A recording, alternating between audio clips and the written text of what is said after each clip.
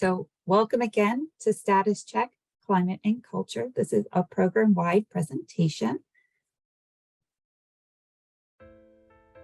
I added a little bit of music. It is Friday.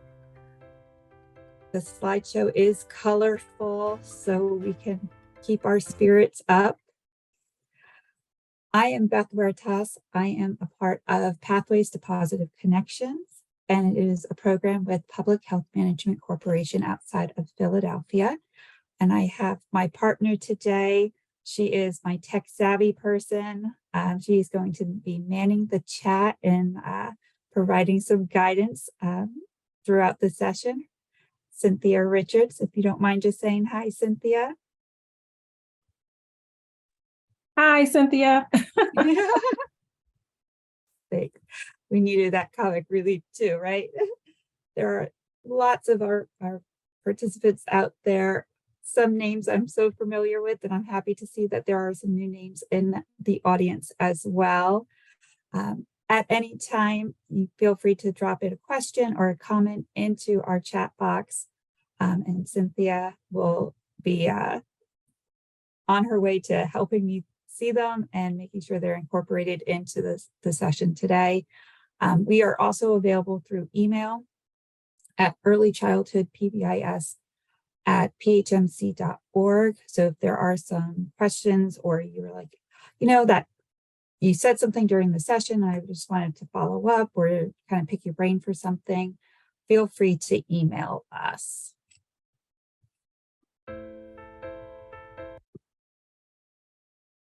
So in the chat, I know there is a bunch of people coming through. If you don't mind just letting me know who you are, and then roughly how long have you been coaching or in your role of a PBIS coach or facilitator? I would love to kind of wrap my head around who's out there and tenure of expertise that we have. Or if you're just new to the position and you wanted to kind of get a feel of what climate and culture is all about in our PBIS world.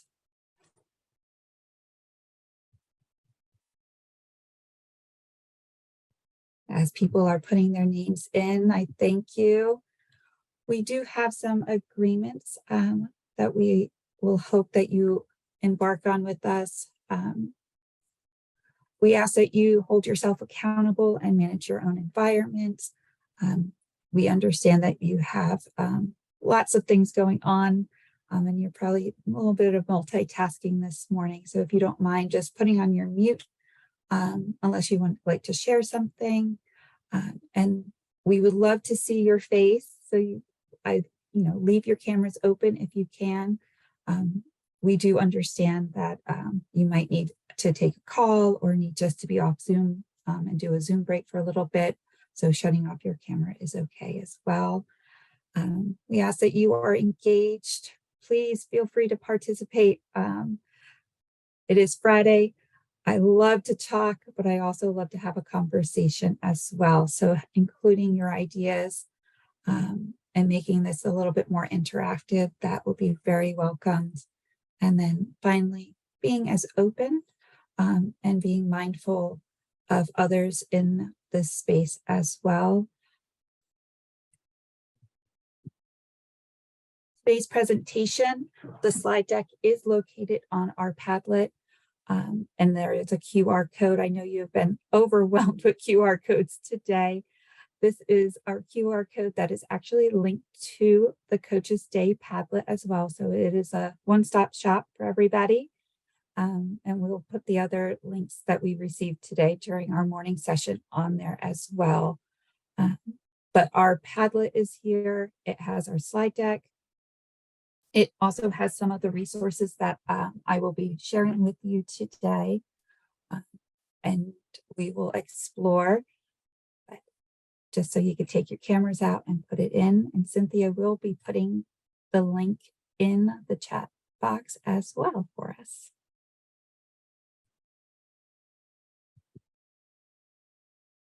All right, so let's get started. Our objectives today are define school climate and school culture and their impact on our program. And I use the word program. It could be your school or your agency. I try to use something a little bit general so it hits everybody.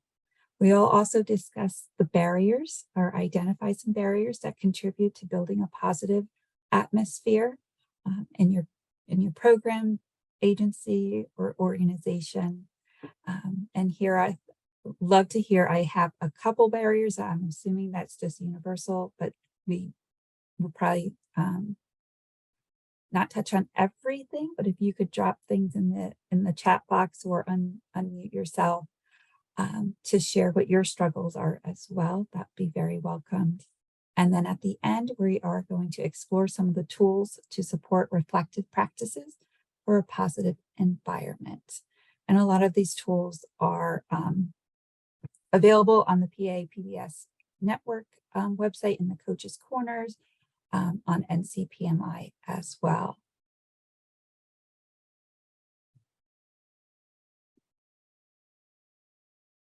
So why are we checking in on school culture and climate, and why is it so important? The Alliance for Education Solutions puts it in a great term, great phrase. It says positive and healthy school culture and school climates are the foundation of high quality learning environments and creates the conditions for effective teaching and learning to occur. That's the ideal, our utopia world of what we would like to see. And the school climate is something that is a piece of the puzzle, as well as the cultures that are embedded. So we're going to break these down into two. We're going to talk about the school climate, and then we will also then talk about culture. But in the chat box, or raise your hand or unmute yourself, what comes to mind when you hear the phrase, the term school climate?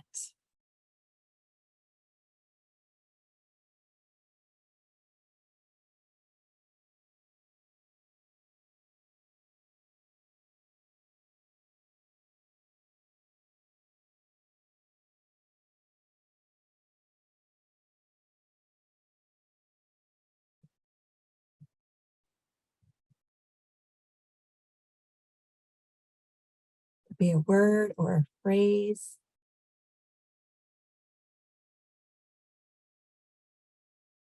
So we have some comments in the chat. Oh, I have great. positivity. We have entering a positive, welcome place daily. The culture of respect and care for all students and teachers within the building. The gut feeling you have when you walk into the building and interact with others. Oh, I like that one. Yeah, that was a gut good one. feeling. Yeah. Uh-huh. Morale, relationships, atmosphere, respect, feelings, more relationships, everyday environment. Some goodies. Yeah, I love the terms. I wish you guys were here when I was making this PowerPoint and was trying to think of all these terms. Well, I'm glad I asked the question. A definition, just to kind of put our head around, is school climate is the feel of the school. Exactly like when you're walking in, what does that feel like? The school's attitude. That was a way to kind of put it in a little bit more perspective. The behaviors and points of view exhibited and experienced by students, teachers, and other stakeholders, community members, families, partners that you might be working with, other visitors that are coming into your building. This is what they have the feel of the school climate. And I love that there's so many positive pieces out there.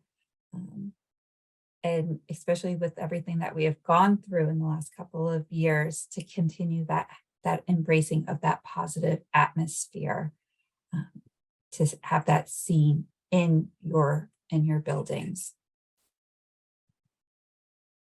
The next one is the same question, but it's the term school culture. What comes to mind when you hear school culture?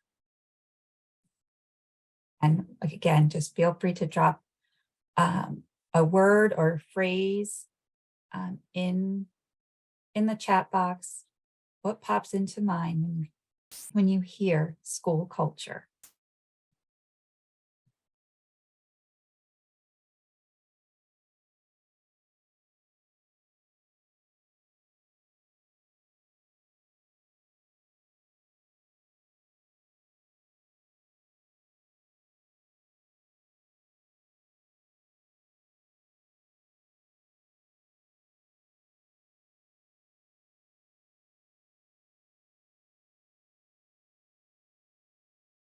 So we have values, community, values and practices. Am I valued and respected in this space or environment every day? Yes, values that feel that you're wanted and that you are doing what you're supposed to be doing in this position or in this building. Couple more: team respect, diversity, some goodies, the belief system, morality That's a great one. system. Yeah, anything that will affect the climate as it relates to anyone involved or becoming involved. I love that, the belief system, those core values of the bones of your institution or of your building. National School Climate Center puts out as a hearty one is school culture is the way things are done in the school, the personality of a school, the underlying norms and values that shape patterns of behavior, attitudes, and expectations between stakeholders and the school. This is how we always say, this is just the way things are done here. You know that walking in. They may be in policies, mission statements, how people are interacting with each other. This is the personality of the building itself. So I just like to have a little bit of that framework because to be honest, when I was looking into this topic, and I'm always talking with my colleagues about the climate of a building that I just walked in when I was doing a teapot for an observation, or someone that's interested in PBIS, you automatically get a feel of what that school or that group of staffers and children are interacting with. You can get that sense of the climate. And then when you dig a little deeper, or you go in there a little bit more often, you can really get the feel of the culture of the school.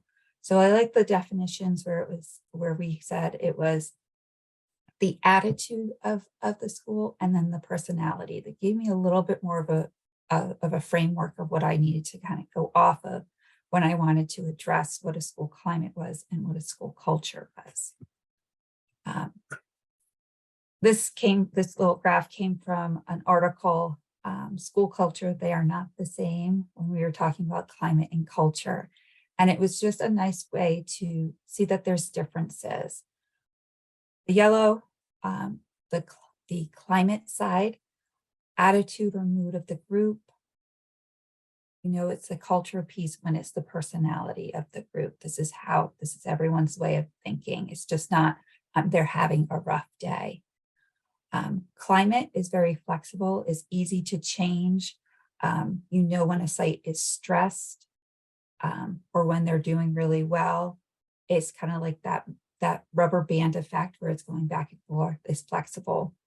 Culture, it takes years to evolve. How that's supposed to feel and how it's generated. It takes a while to kind of evolve through that process. But once it's there, it's there. It's not moving for a while because it will take years to change that as well. Climate based on perceptions. It could be a couple staffers' opinions. It could be families' opinions.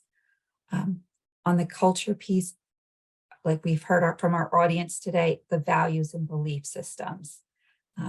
And those are things people take to heart and to move forward. And then this one kind of just kind of hit me right away. The way we feel around here. When you walk into that building, the climate will tell you how people are feeling. You can hear it, you can see it. It's just the feel of that building. First impressions kind of take off that way. The culture piece is the way they do things around that location. It's just very second nature. It's just the way things are always done. Nobody questions it. It's just the way they do it. And the last one, it's all around us. You can see it in every aspect of the culture. The climate. And then on the other side, it is the part of us. It is that personality piece, that person that's taking it through is the culture of the building. So Steve Gurnett, I always kind of say that a little wrong, so I apologize. I really like this kind of quote. It is much easier to change an organization's attitude, the climate, than it is to change the personality, the culture. And in our line of work, Cynthia and I are external facilitators for our locations, and we can feel that quite a bit.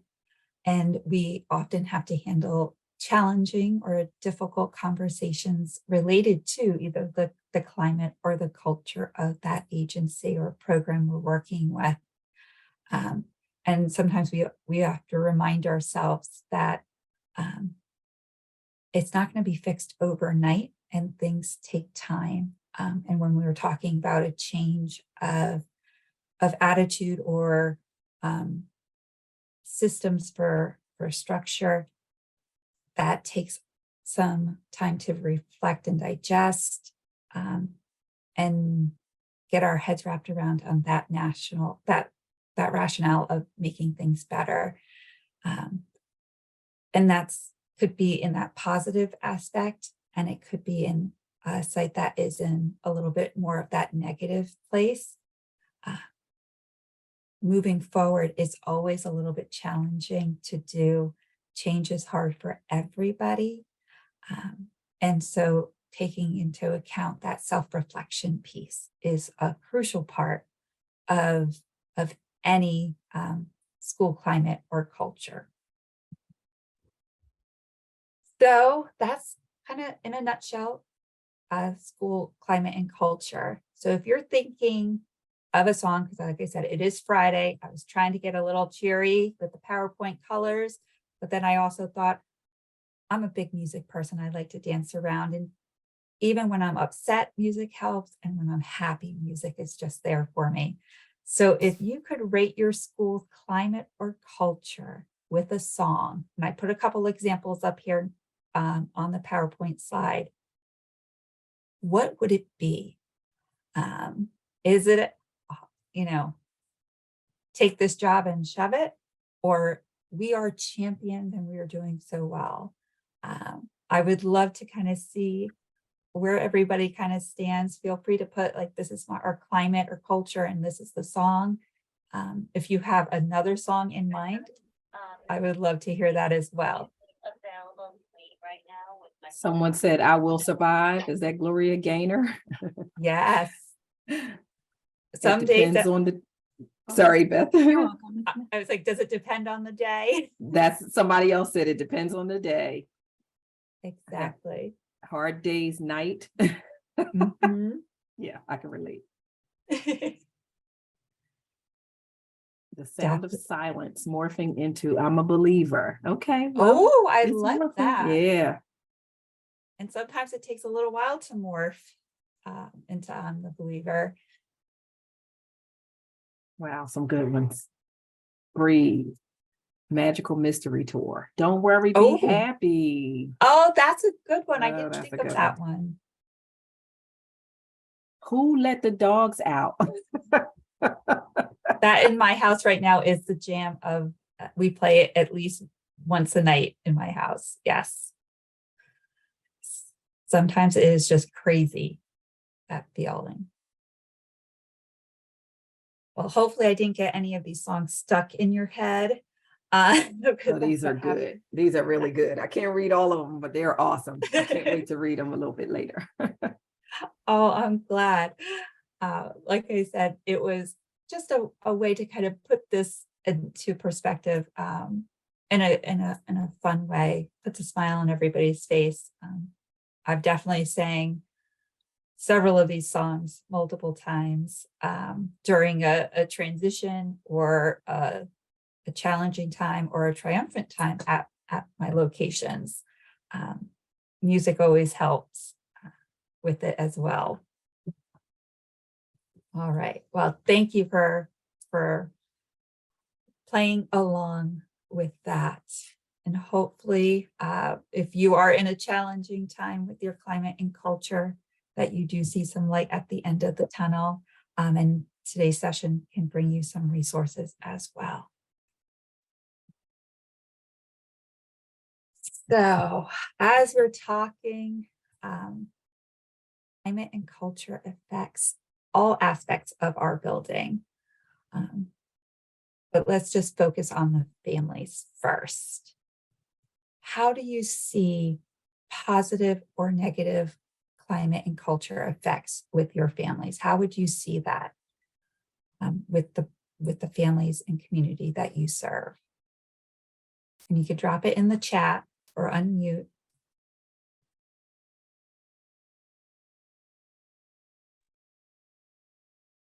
During COVID, it's like, oh, teachers are great, yay. And then after COVID, it's like, yep, early learning is just daycare. Take my child and leave me alone. I feel you. Oh, yeah, everybody seemed to be very much circling around teachers and providers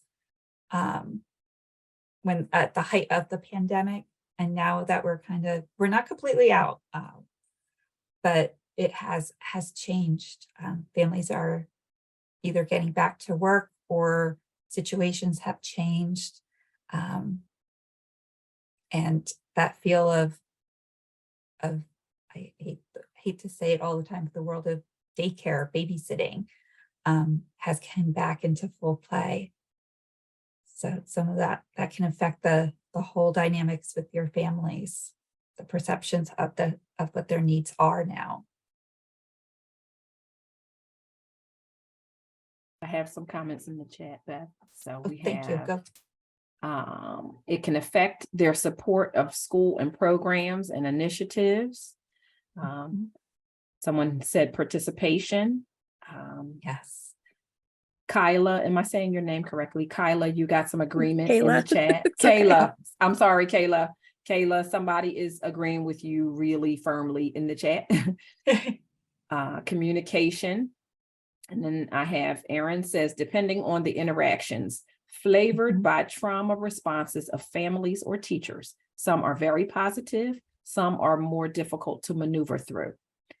And I have culture and climate with families is a double-edged sword. When one is negative, both are. When one is positive, it is rainbows and sunshine. I feel that one. That one hits home. Yes. It is. It's that double-edged sword with families. Like you can be doing extremely well with them, or it's you're fighting to keep them engaged in a positive manner. But still trying to stay true to what you need to be doing. Exactly. Oh, my heart goes out to everybody. It is a battling back and forth. And taking a look with that, you have staff too. That connection between your staff and your families is a big one. So if your families are doing well and they're connected with you, but your staff is starting to feel some negative pieces, it can kind of go back and forth. How does your climate and culture affect your staff? I'm going to throw the other one up there too, the students or the children you serve.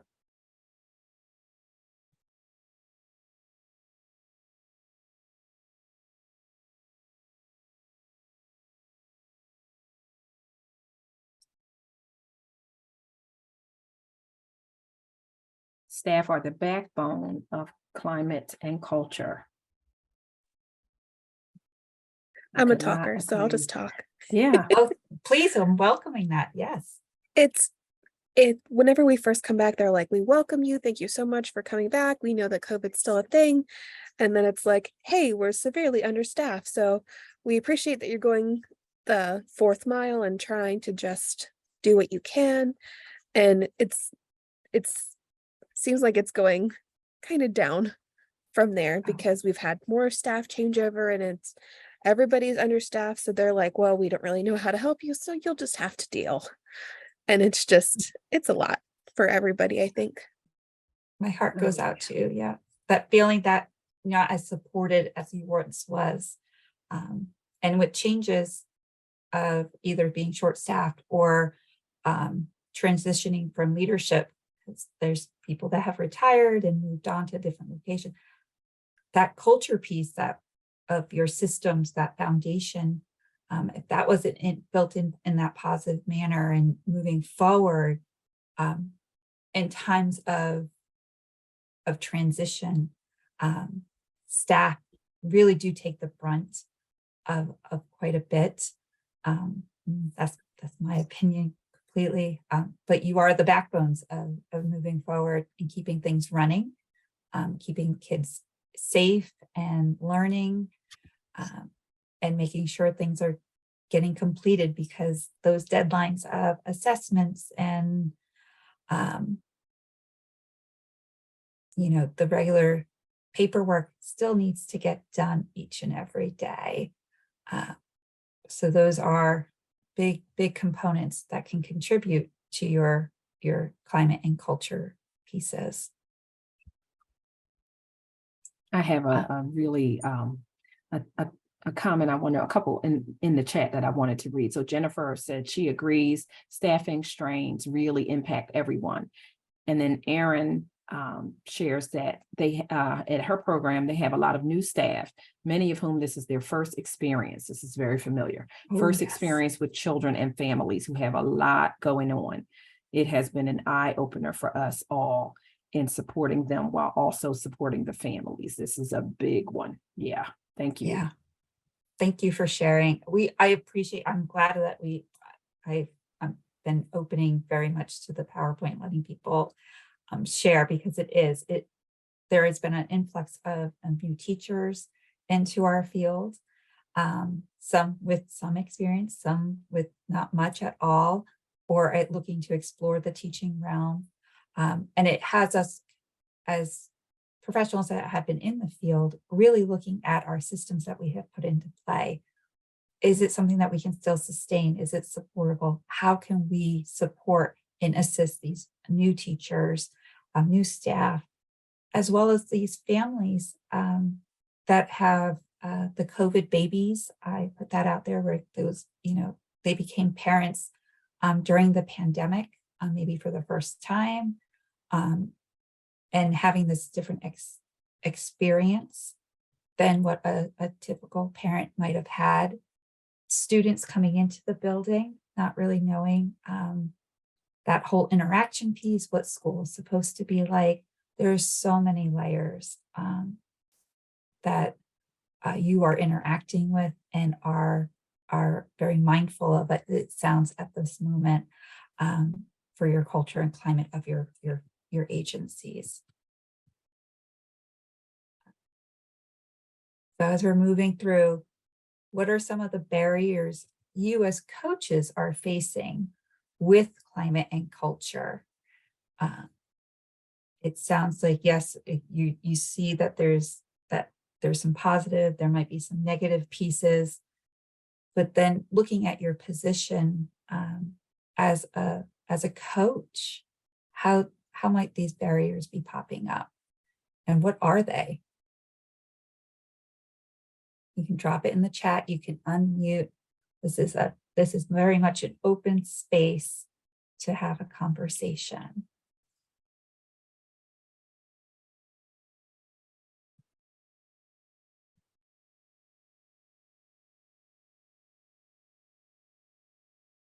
I have a comment that was in response to the last question, but I think it touches on this one as well. Brittany says This is pretty powerful.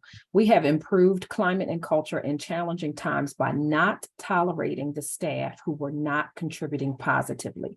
This has meant administrators being in classrooms full time and doing double duty, but it has been so worth it. Powerful statement. Mm-hmm. And I applaud you too, because sometimes it's hard to be short staffed and doing more work than what you typically would be doing, that double duty, but staying true to your foundation of this is who we are, and we're not going to be in this place of not willing to participate, willing to change, willing to contribute in that positive manner. Not many places would take that on. Sometimes, I've heard it plenty of times, Cynthia. I know you probably have. I just need warm bodies in the building. I just need to kind of make it through today, and we'll work with whatever we can get our hands on. But that affects climate and culture pieces of your agency. So it does sound like short staff is a big barrier that you're trying to hurdle.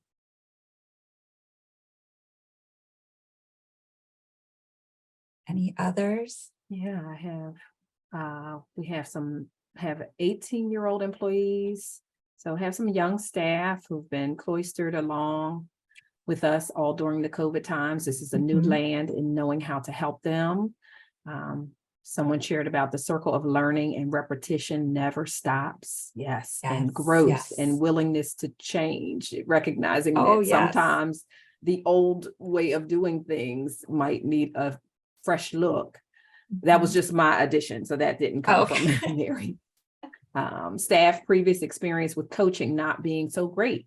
Lack of trust that the agency is there to help. That can really hinder the coaching experience.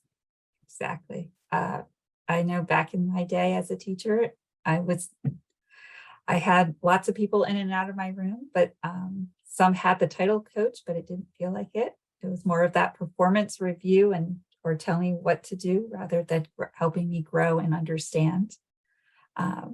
Whoops, as I back up, I apologize. Scheduling right now, it seems to taking that, really sitting and able to interact in that coaching environment could be a challenge, especially if you are in the classroom yourself and working extra hours or doing multiple roles. The one thing I was thinking of too, as a coach, you don't always have you might be just in the classroom and you don't have that access to scheduling or that administrator level of, kind of flexibility. And that could be things that are just out of your hands or out of your reach as a coach. And then, of course, wearing more than one hat and finding that time to balance out and making things as meaningful as possible. We could probably make a list that goes on for several slides about some barriers that can hinder us as coaches to dealing and interacting with our school climate and culture. I put this slide in there because I always you'll have staff and you can, I'll even say, the word staffers, I put with a lens of people that are working within your programs. That could be leadership and classroom staff, building staff, the janitors, the food service, transportation, everybody. It all affects the climate and culture within your building. You're going to have the people that are the believers, don't worry about it, we can get through this. There's that person that's always that cheerleader. Then you have the survivors, they've been there forever, or just we're going to get through this day and we're going to make it. You also have the people that are the in-betweeners, I don't know if this is really going to work. I'm not really sure if this is going to fly. This doesn't always, I just don't know, pieces. And then the bottom is the fundamentalist. This is no way I'm just going to do what I need to do to make it through the day, and just kind of work in that aspect. So I always try to keep that kind of lens when I am in the coaching position or I'm working with the location, because not everybody is ready just to take something on or to grow or to move. We have to meet people where they are. So as we get through some of the nuts and bolts of things, the tools to access and reflect. So the first two tools that I thought of when I was coming up with this presentation was we used the early childhood self-assessment survey as a piece of our fidelity measure. And then also the climate and culture assessment tool. Both tools I have used in various different ways, but those are the two tools that I thought we could look at today. So this is the first one. Apologize, my computer got stuck there. Is the climate and culture assessment tool. How many of you have seen this or have used this document?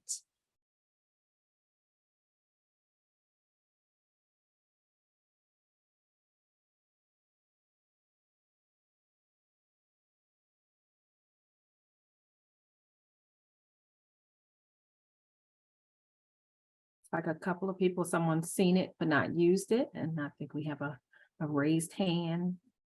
I believe that one of our colleagues has used it. Looks like someone else has used it. So a couple of people have used it. Wonderful. This is a document I know Cynthia and I have looked at, especially when we are looking at new agencies that are interested in the PBIS process or framework. I've kind of tweaked it. I know on the Padlet, there is a document that is very similar to this. The SPEC agency shared with me their document that they used, and I shared it with you today, of the early childhood climate and culture piece. The other document I'm going to just slide in here as another additional resource is the program administration scale. That's always a great one to look at, that cultural piece and the documentation at that program administration level. So exploring the early childhood climate and culture assessment. I apologize. It's getting tongue twister like at my house here. There are different aspects of it. The physical appearance, the staff relations, leadership and decision-making, the PBIS environment, learning and assessment, attitude and culture, and community and family relations. So with this document, I've really have broken it up for agencies and had done piece by piece the different sections. So it doesn't feel as overwhelming to a program. Of a veteran program that has been in PBIS a little bit longer, I have definitely, like we've talked about, have you done an assessment, just a reflection piece? And it's always a great starting off point. Has anybody used this document? And if you have, how have you found it useful? We would love to hear from you.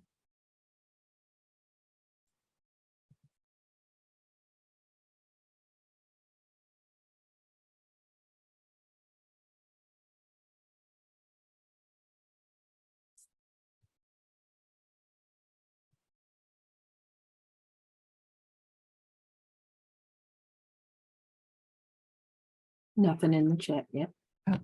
Not a problem.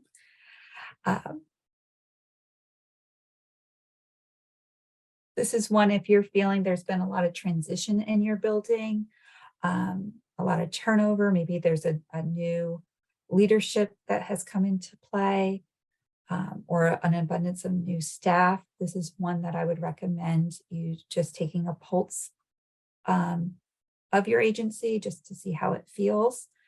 And it is very much a reflective tool for that. At the bottom of the document, the last page, there is an action plan. So if you are scoring low in a certain area, you can develop a plan to assist you in that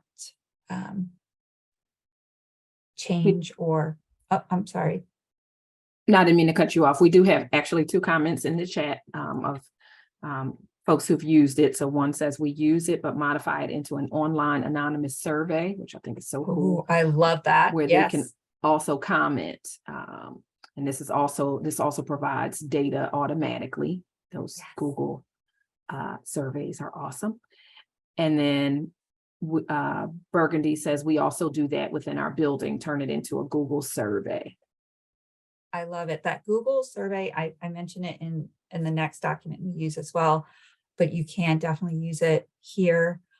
It's not that hard to put in a survey form, but it does give you those instant data pieces that you can use at your core leadership team meetings, or at that agency level to look at what's happening within your organization. So thank you for those comments. And yes, I'm a big fan of those online surveys.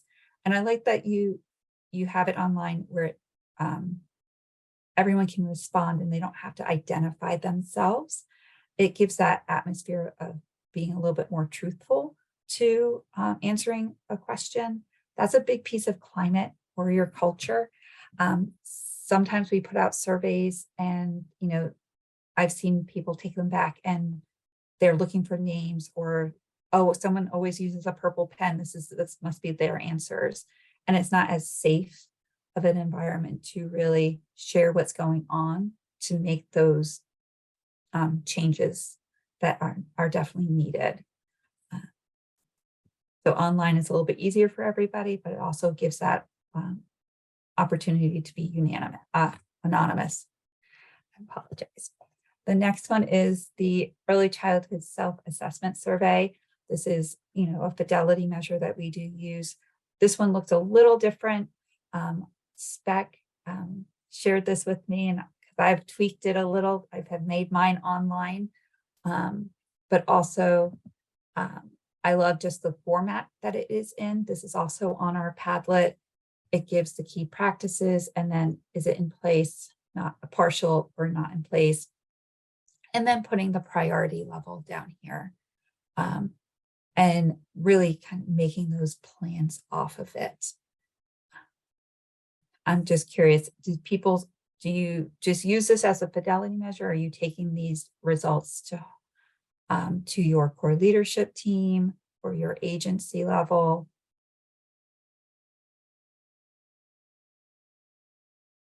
How are you using the early childhood self-assessment surveys?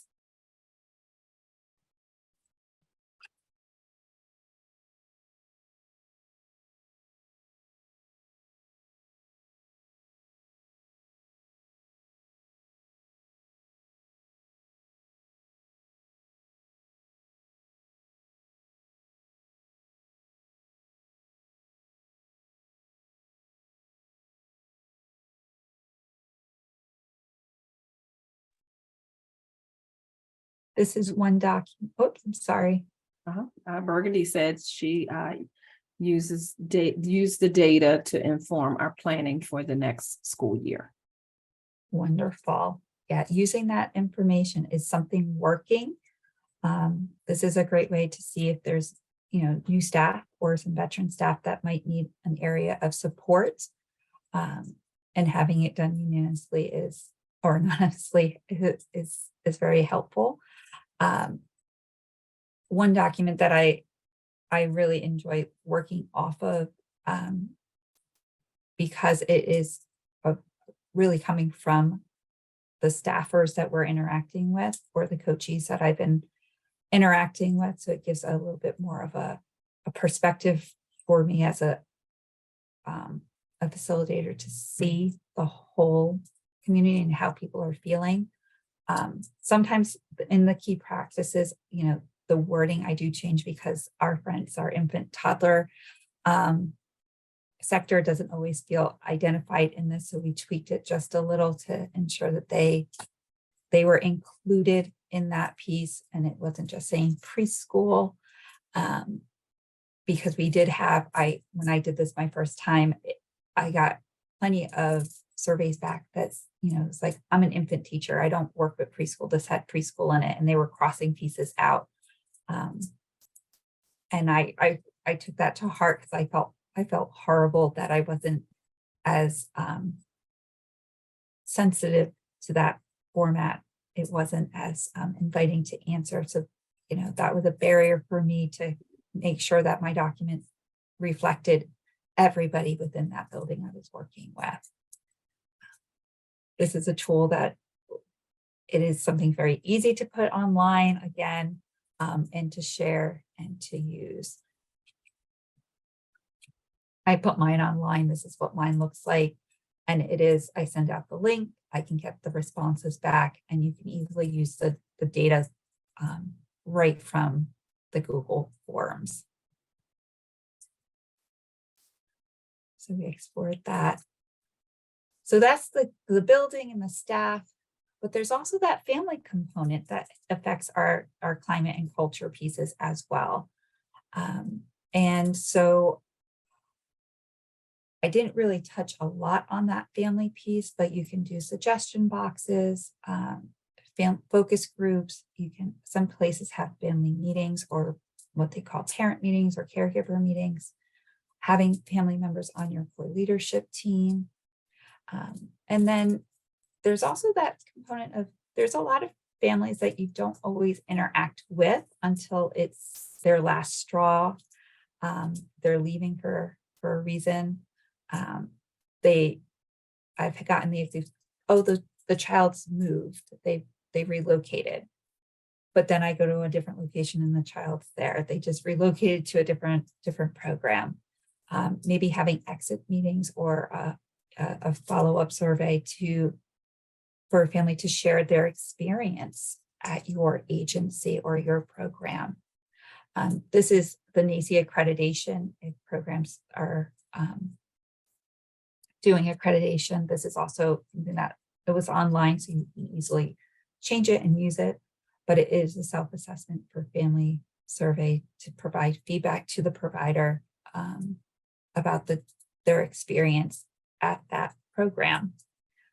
If they liked something, if they didn't like something, if they would add or change anything. And I'll put it out there. How are all of you getting some family feedback on your climate and culture?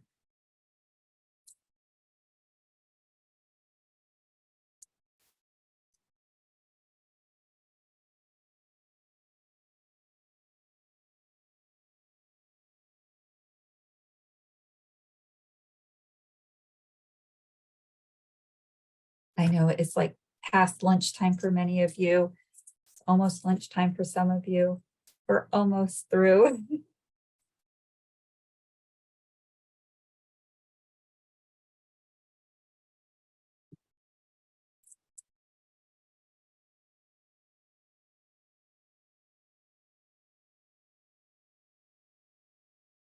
Well, we'll continue on. If you have comments, feel free to drop them in the chat box. With family feedback, it is something that sometimes we don't always want to hear. Same thing with staff, but it's always a great aspect to use in your reflective practice to see your program as a whole. What is really working, where it might need some more supports, and where to go from there.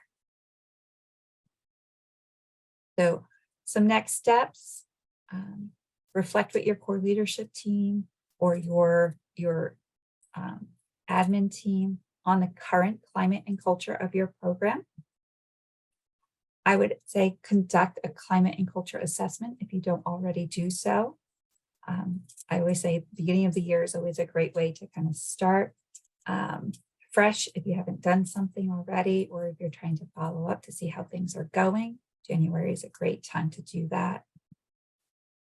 Ask staff to complete a self-assessment survey.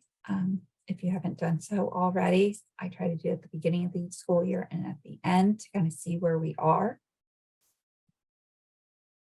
Seek feedback from families, especially new families that are on board for the first time. Do a check-in with them. That would be a great way to gauge their experience, if they need a little bit more support or if they're doing okay, and kind of sharing what's going to happen next for them.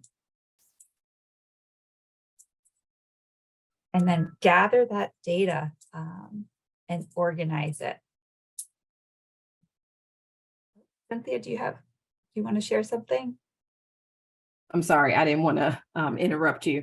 We did have a few comments about surveying families. So Erin shares that her family engagement department sends out surveys at the beginning and ending of the year, similar to the tool that you shared, I believe the NACI tool. Mm-hmm. And then Mandy says that we have a parent survey and also have parents on our advisory committee. Yay. Wonderful. Wonderful ways to add that family input. Thank you for sharing. The big piece is, yes, you can conduct all these assessments and surveys, but really looking at the data, organizing it and really reviewing it. And remember, taking it as data. What can we do to grow, and what are we doing really well? And can we duplicate it? We would love for you to share some of your findings with us on our next facilitator day in February. It's on the 17th. It's in the afternoon. I want to say it's 1 or 1:30. It is on the save the date for program wide. This would be a great way for us to see how this is used. We will explore this topic a little bit further, using some of this data in the tips format to proceed to seeing how this is used on your program, as well as how this could be a way to improve or continue doing well within. So again, this is the PBS Coaches Day Padlet. Our handouts will link to that. Cynthia, if you don't mind just dropping in our Padlet just again before the session is over. Already done. You're awesome. Cynthia is always on it for me. Thank you so much. So we have that. So you have our handouts. The slide deck is on there. The assessments and surveys that we shared is on there as well. And then there is a plethora of the other sessions information for Coaches Day is on this current Padlet. Are there any questions as we are wrapping up? Anything you would like to share? Beth, do you have the code to give folks, that slide? I do. It's coming up. So I thank everybody for their participation and coming on for this session with us. If you need us, we are at EC, Early Childhood PBIS at hmc.org.